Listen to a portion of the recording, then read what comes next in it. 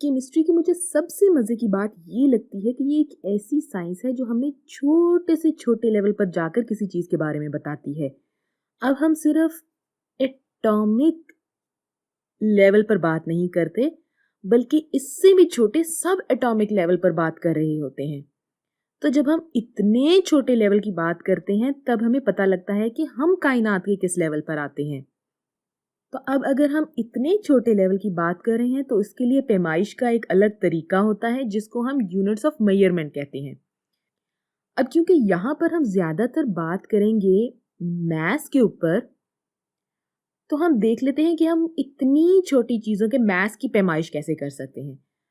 ऐसा करने के लिए काफी साल पहले साइंसदानों ने एक तरीका इजाद किया था जिसको वो बोलते हैं एटॉमिक मास यूनिट। अपनी आसानी के लिए वो इसको AMU भी लिख सकते हैं और आजकल इसको यूनिफाइड एटॉमिक मास यूनिट कहा जाता है, जिसको हम सिर्फ U लिख लेते हैं। अब हम क्योंकि ग्राम या किलोग्राम से ज्यादा वाकिफ हैं, तो हम देख लेते हैं कि यूनिफाइड एटॉमिक मास यूनिट का किलोग्राम या ग्राम के साथ क्या ताल्लुक है। तो कहा जाता है कि एक यूनिफाइड एटॉमिक मास यूनिट होता है 1.660540 ज़रबे 10 उसके ऊपर पावर -27 किलोग्राम। अब ये देखते ही कि 10 के ऊपर पावर है -27, तो आपको अंदाजा हो गया होगा कि हम कितनी छोटी चीज की बात कर रहे हैं।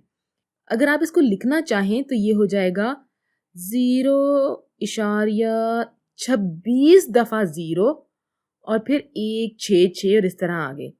तब आप देख सकते हैं कि हम कितनी छोटी से छोटी चीज की बात कर रहे हैं। तो अब आपका अगला सवाल ये होगा कि आखिर ये नंबर ऐसे है क्यों। तो आपको समझाने के लिए पहले हम देख लेते हैं कि एटम के अंदर जो प्रोटॉन और न्यूट्रॉन होते हैं उसका कितना वजन होता है।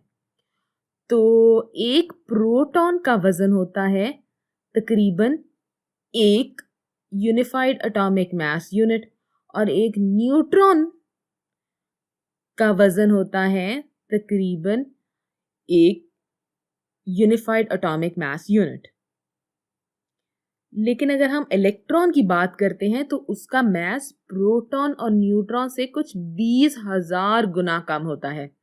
लिहाजा जब हम एटम के मास की बात करते हैं तो हम प्रोटॉन या न्यूट्रॉन के मास की बात कर रहे होते हैं, हम उसमें इलेक्ट्रॉन को बीच में शामिल नहीं करते क्योंकि इलेक्ट्रॉन का वजन तो बहुत ज्यादा कम होता है।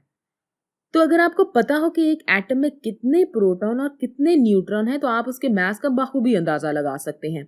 आराम से आप प्रोटॉन और न्यूट्रॉन के मास को आपस में जमा करेंगे तो आपके पास एक एटम का मास आ जाएगा। मैटम का तो खैर एटम का मेरा मतलब है। अगर हम एटॉमिक मास की बात करें तो वो हमें पता चलता है पीरियोडिक टेबल से।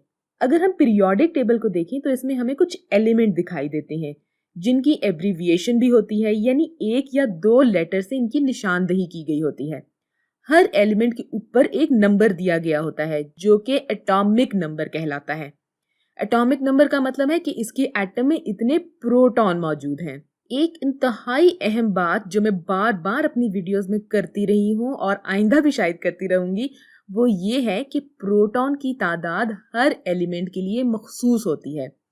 जैसा कि अगर किसी एलिमेंट के पास एक प्रोटॉन है तो वह लाजमी हाइड्रोजन होगा, या अगर किसी एटम के पास 20 प्रोटॉन है तो वो लाजमी तौर पर कैल्शियम का एटम ही होगा। इसी तरह अगर किसी एटम के न्यूक्लियस में 36 प्रोटॉन है तो वो सिर्फ और सिर्फ क्रिप्टॉन ही होगा और कोई एलिमेंट नहीं हो सकता। तो ये सब बातें सुनने के बाद क्या आप मुझे ये बता सकते हैं कि एक हाइड्रोजन के एटम का मास कितना होगा?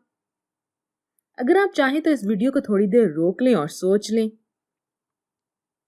एक हाइड्रोजन के एटम में प्रोटॉन होता है 1, और अगर हम किसी न्यूट्रल हाइड्रोजन की बात कर रहे हैं तो इसमें न्यूट्रॉन होगा कोई नहीं और इलेक्ट्रॉन भी होगा 1।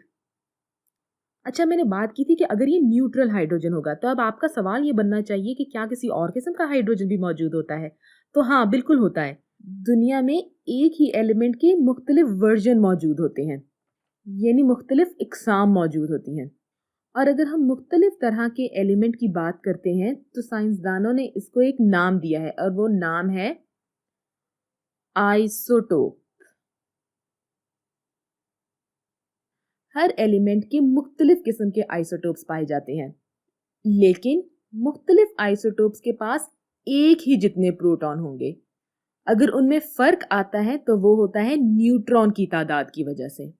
इसलिए अगर हम किसी न्यूट्रल हाइड्रोजन की बात करेंगे तो उसका मास होगा एक प्रोटॉन और एक इलेक्ट्रॉन के मास जितना, क्योंकि इसमें न्यूट्रॉन तो कोई है नहीं। और अगर देखा जाए तो ये उतना ही मास होगा जितना एक प्रोटॉन का होता है, क्योंकि हमने पहले भी बात की थी कि हम इलेक्ट्रॉन का मास इसमें शामिल नहीं करते, क्योंकि वो इतना मामूली होता है कि उसको हम शामिल करें या ना करें कोई फर्क ही नहीं पड़ता। तो यानी न्यूट्रल हाइड्रोजन का मास हो जाएगा एक यूनिफाइड एटॉमिक मास यूनिट। और अगर आप यहाँ पीरियोडिक टेबल में भी देखें तो हाइड्रोजन का मास है 1.008।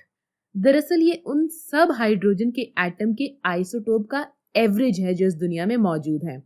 मगर क्योंकि न्यूट्रल हाइड्रोजन दुनिया में ज्यादा मिकदार में मौजूद है, लिहाजा एवरेज भी इसके मास के करीब ही है।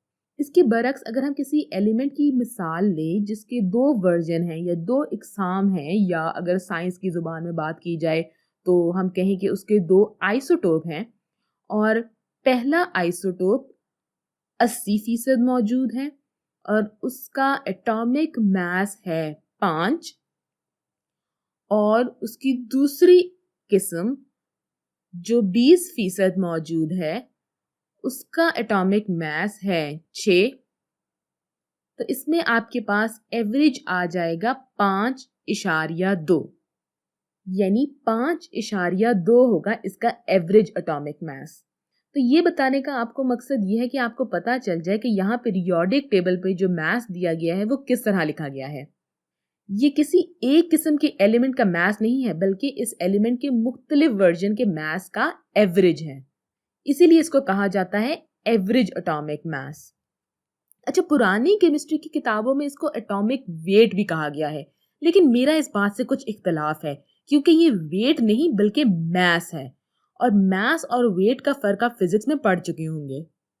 काफी जगह आप देखेंगे कि इस मास को कहा गया है रिलेटिव एटॉमिक मास। ये भी इसी मास का दूसरा नाम है।